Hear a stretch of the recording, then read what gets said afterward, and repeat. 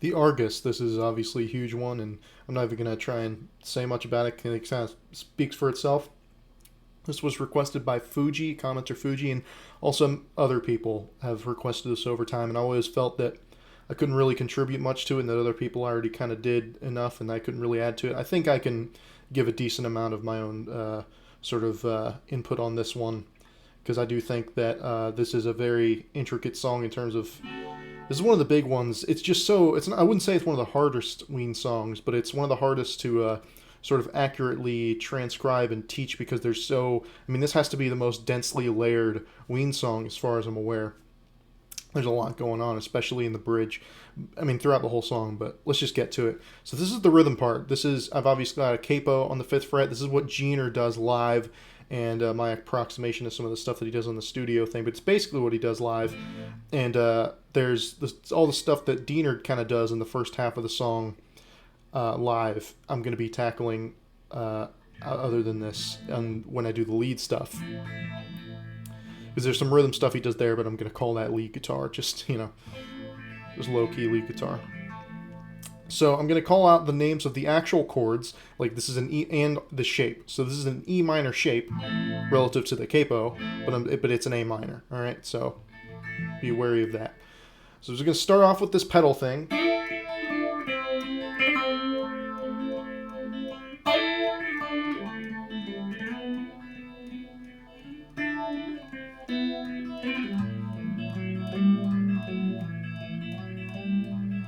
Right. All right. So that's you're gonna slide up, right, on the G string to the E note there, and then you're gonna hit the you're gonna hit that in unison with the open B string, and you're gonna hit that high E string after that, and you're gonna constantly kind of be doing the pick pluck. He's doing a lot of this with his fingers. You can also totally hybrid pick it like this, which I tend to do. So the general picking pattern, I'm not going to get super specific with it, but with generally speaking in the song, it's this, low, high.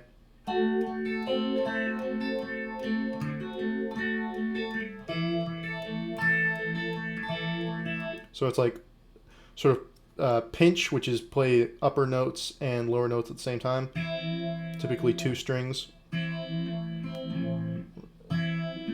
And then like the string lower with your thumb.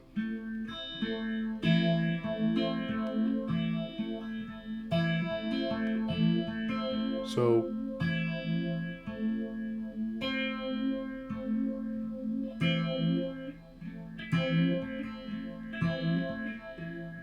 it doesn't get super specific, and he has a very soft touch when he does this with his fingers, both live and on the studio thing. But he really snaps that opening note. Right, so, and he's gonna mainly focus on the upper sort of 4 strings in this intro, right? So.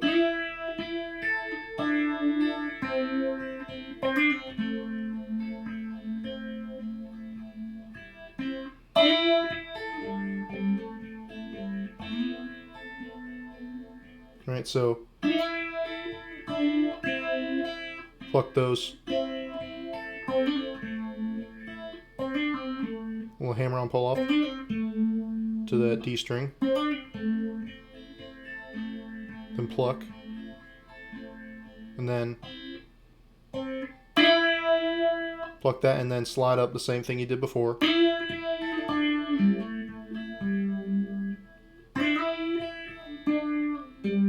Just don't do the, just so essentially what this is, it's a melody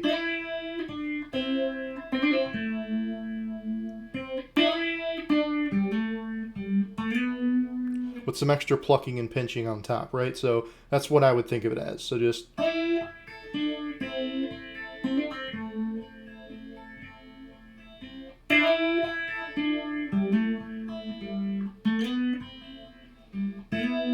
you can kind of pinch that with the on the D string, you pinch that with the B string. And then slide up 12th fret there, right?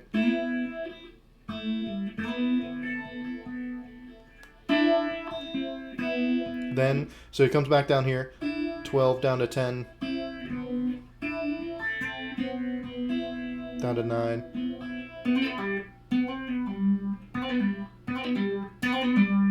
Right, so hammer on pull off up to the open, which is actually the 5th fret, but you know what I mean. Right, so and he gets to this part, so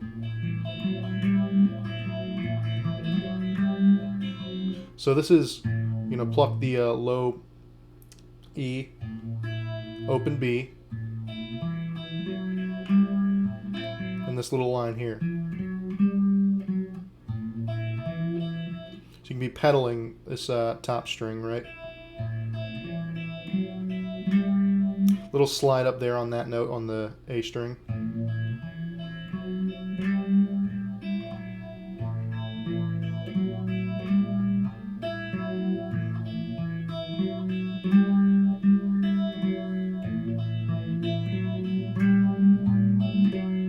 I think he's hitting that low E string on that last note there.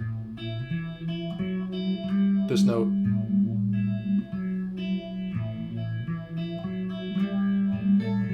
And he's very occasionally hitting that high E string, but it's, you know, as long as you're focusing on these top 2 strings, it should sound alright.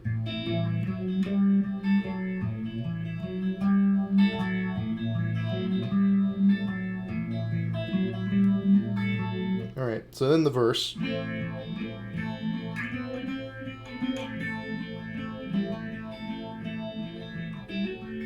So for this part, you see him sliding this this shape around with his 2 fingers on the D and A strings. He's not actually playing, as far as I can tell, that A string. He's just playing this melody on the D string, which he does a similar thing on Among His Tribe, if you remember that song. But so again, this is basically, it's copying the vocal melody, but it's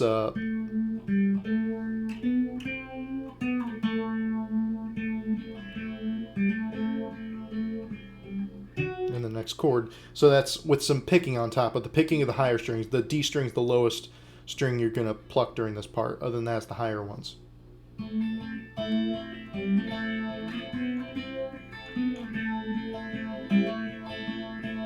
on there. So open, then up,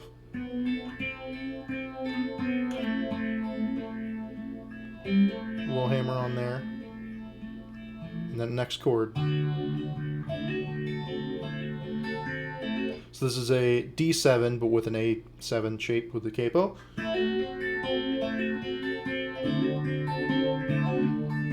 So he's going to be kind of hitting the A and D strings with your thumb.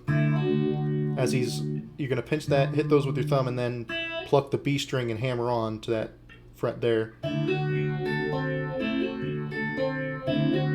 So then hit the G string.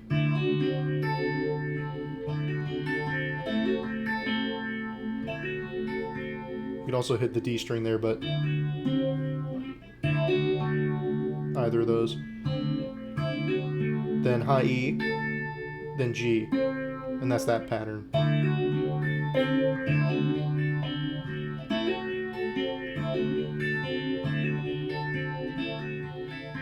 And then this F7, but it's in the shape of a C7. So he's gonna pluck. You hear him hit that high C, the high F note on the B string. It's a C shape, and then he's gonna immediately land his pinky on that fret there on the G string. So it doesn't go, but he hits it like immediately after that first note. Right, so, and then E minor, but it's A minor. So he's gonna kind of pluck through that, and then he's gonna, the last note he hits before the next chord is gonna be the open D. You could also do, I tend to go, right, so like hammer on, then open. He does that live sometimes, and I think it sounds good, but on the record I don't really hear that. It's more of just a, and then back to that same F7. Then F7 again. Then G. But of course it's not G, it's C. And then we get to a B7, but it's actually E7.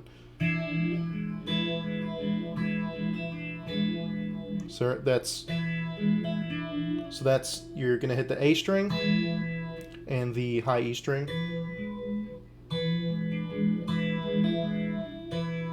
So that's the A string and the high E string, and then D string, D string, B string, G string.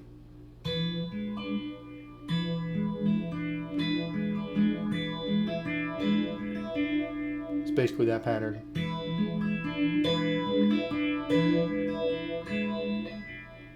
And he's gonna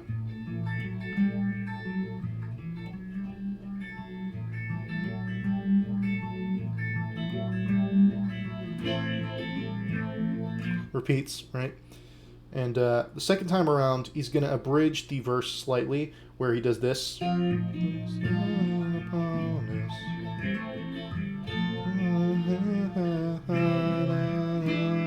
Instead of doing that that chord 3 times, like he did in the first half. The August.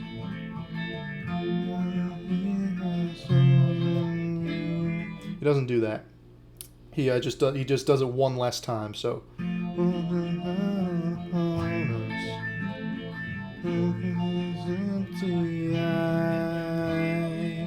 Right.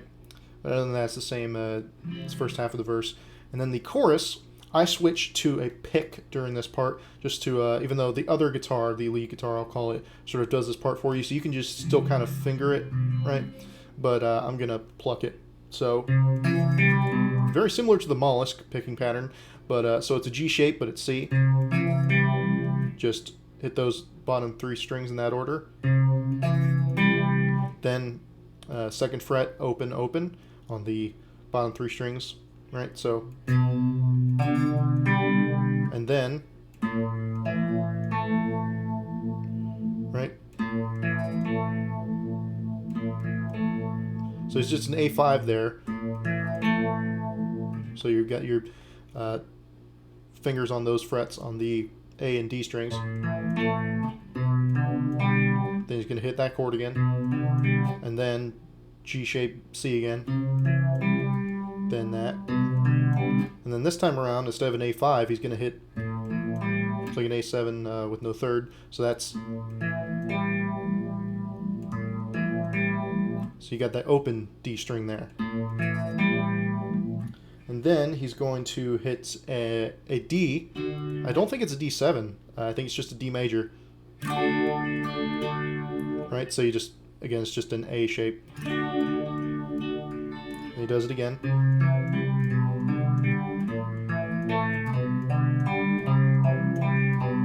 Up to there. And now instead of hitting the A, he hits a B7, which is actually E7. Basically the same picking pattern you had on that chord before. Right, and then that part again.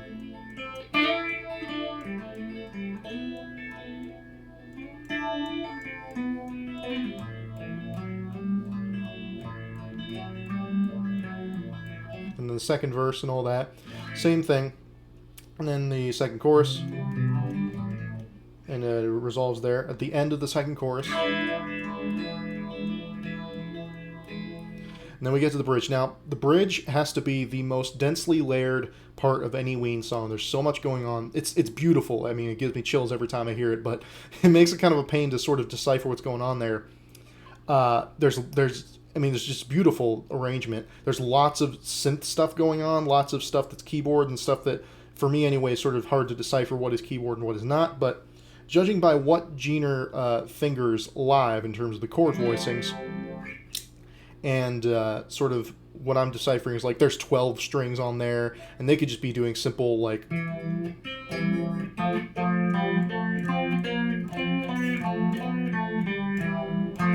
they could be doing like thirds on the lower strings, but because there are 12 strings, it has like this bigger interval sound to it. So I'm going to be doing what basically is an approximate. This is what Jeaner, the chords that Jeaner fingers live, and I'm going to be adding more of a picking pattern to it because he just kind of like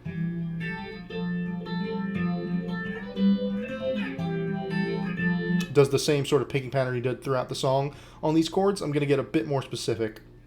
So, right, so these are essentially the chords. You got your I'm just going to say what the actual fret number is. The 7th fret on the A string, and then your 8th fret on your B, and then the other strings in between are open. And then you can throw the high E in there.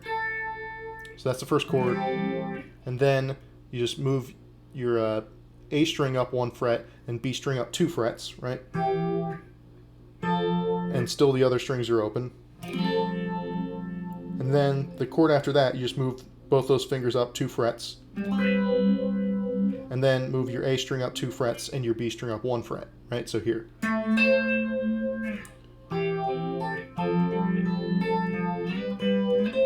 And, by the end of the song, he's just kind of strumming it. So you can get away with doing that. The timing of those is...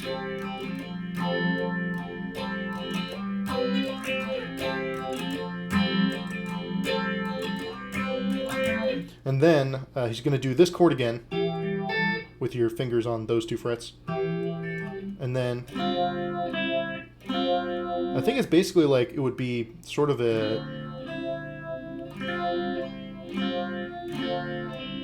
he just sort of frets that 6th fret to open on the capo on the B string with the D, G, and B strings, with the D and G strings open. And then he hits a G real quick. And then he cycles it.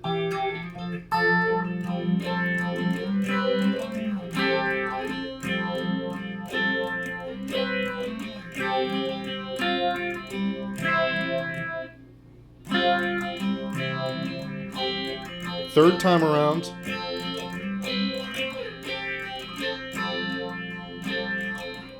he hits this, and then he goes into the main part of the bridge where there's vocals and stuff.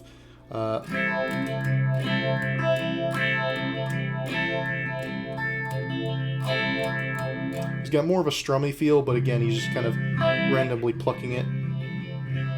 And it's basically, it's a G6 shape, so I guess it's C6 because of that high open string.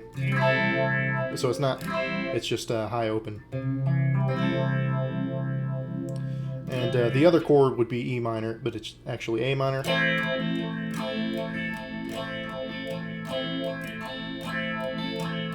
And then he goes back to the G6. Man's confusion, the August it cries. Oh, love has its place in the sun. It's only man's fear that carries him on. Go back to this.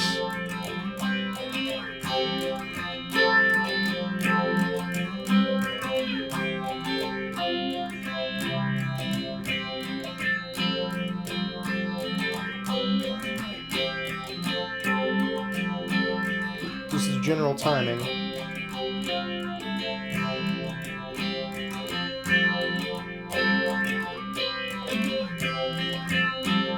Third time around, he ends it.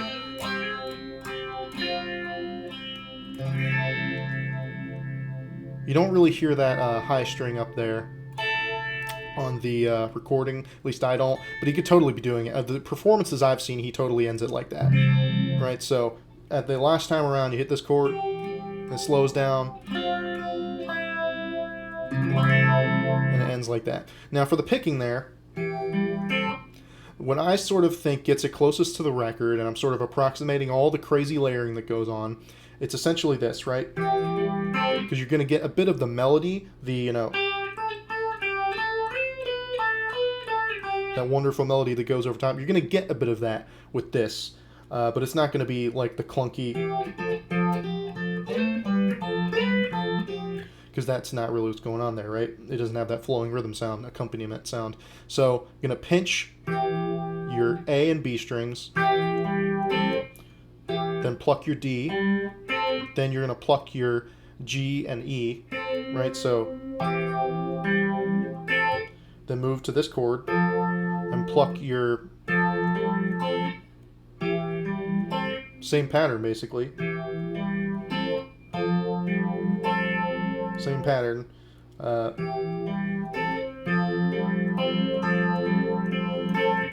And it just does that pattern twice. And then he's going to move up.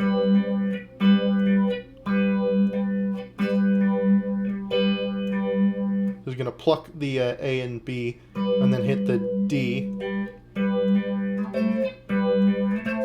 And he's going to hit that, pluck those strings up there on that. It's the A and B.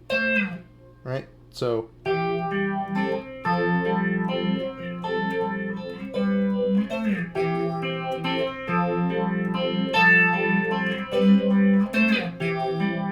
right? And then you just kind of strum that.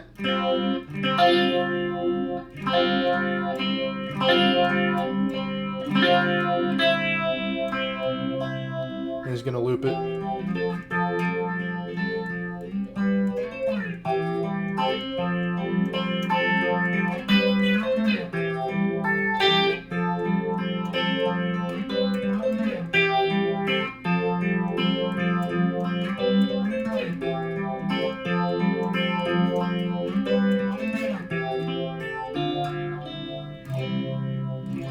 That's essentially, and again, those chords during the vocal part of the bridge.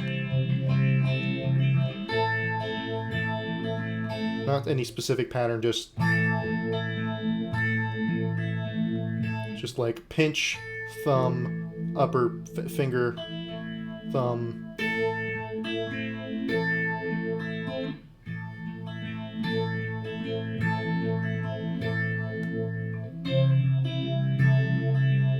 That's the same kind of pattern. So that's basically it. That's all the, what I'm calling the rhythm parts. And stay tuned because I'm going to cover all of the lead stuff. And I know there's a lot to cover on this song, but I think it's just a testament to how well recorded and produced it is. It just sounds magnificent. So thank you very much for watching, and hope you learned something.